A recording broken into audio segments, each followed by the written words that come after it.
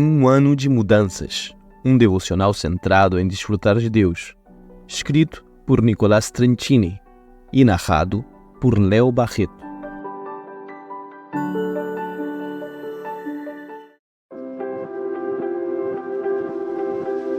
Dia 295. O conflito. A mentira. Quarta parte. Assim, eu digo a vocês, e no Senhor insisto, que não vivam mais como um gentio, que vivem na inutilidade dos seus pensamentos.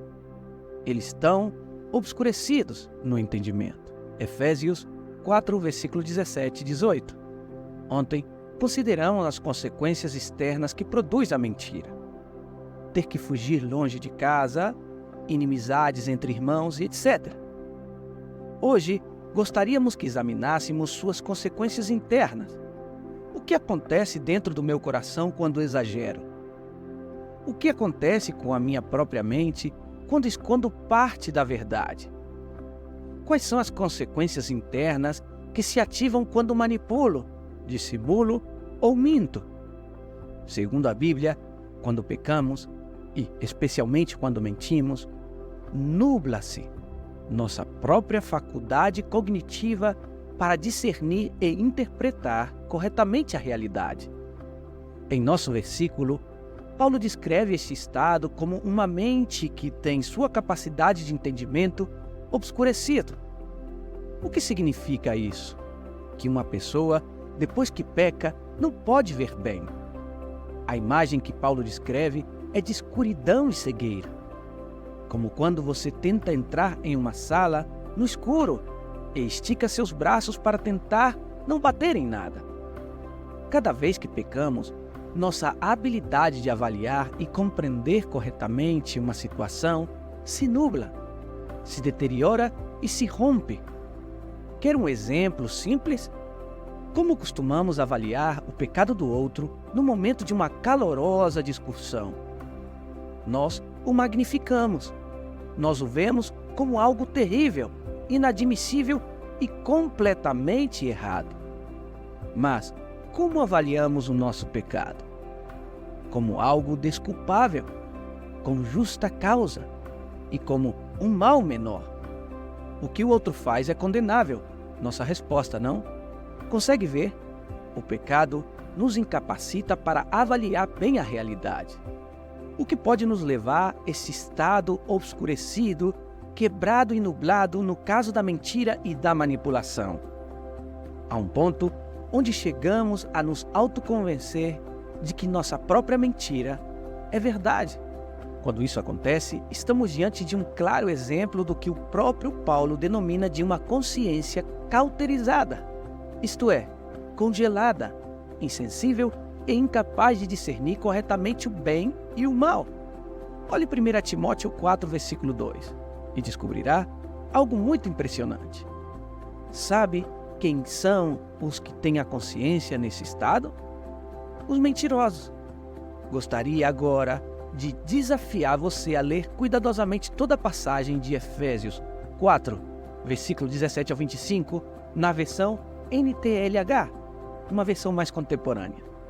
Tente prestar atenção especial às frases sublinhadas e ver como o fluxo argumentativo de Paulo segue um claro fio de pensamento. Com a autoridade do Senhor, digo o seguinte: não vivam mais como aqueles que não conhecem a Deus, pois eles estão irremediavelmente confundidos. Pare por um momento. Como está a mente de alguém que não está perto de Deus? Eles têm a mente cheia de escuridão. Eles vagueiam longe da vida que Deus oferece. Você já reparou na imagem? Eles estão vagando, ou seja, estão caminhando sem direção, por causa da própria escuridão, pois fecharam suas mentes e endureceram seus corações em relação a Ele. Ou seja, em sua obstinação, resistiram em mudar de atitude quando confrontados e, por isso, estão agora em escuridão. Mas isso não é o que vocês aprenderam sobre Cristo. Já que ouviram falar de Jesus e conheceram a verdade que vem dele. Desfaçam-se da velha natureza pecaminosa e do antigo modo de viver. Ou seja, embora ainda possamos cair nisso, vivamos de outra maneira, que está corrompida pela sensualidade ou pelo engano. Como ainda está a minha natureza? Corrompida pelo engano. Em vez disso, deixem que o Espírito renove seus pensamentos e atitudes. Vistam-se da nova natureza, criada para ser semelhante a Deus, que é verdadeiramente justo e santo.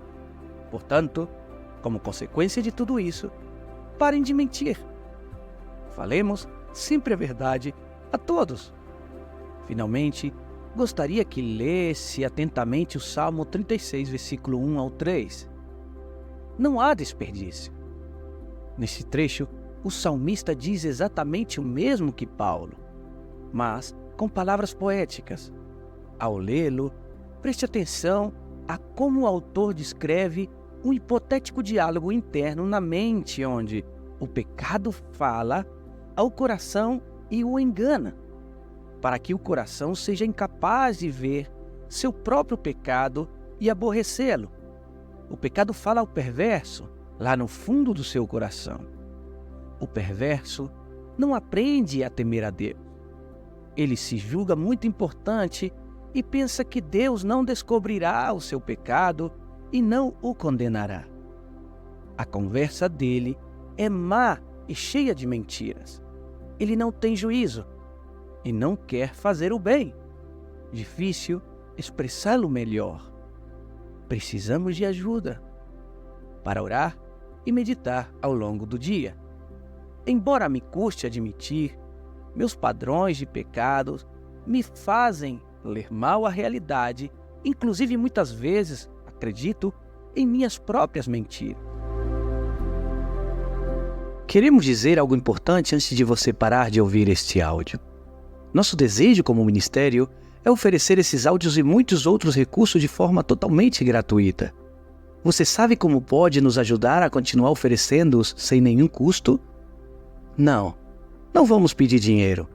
O que gostaríamos que você fizesse é comprar qualquer um dos nossos livros e presenteá-lo a alguém. Dessa forma, você está colaborando com o nosso ministério e nos ajudando a continuar oferecendo iniciativas como essas. Ao mesmo tempo, você está ajudando outras pessoas a desfrutar mais de Cristo. Muito obrigado.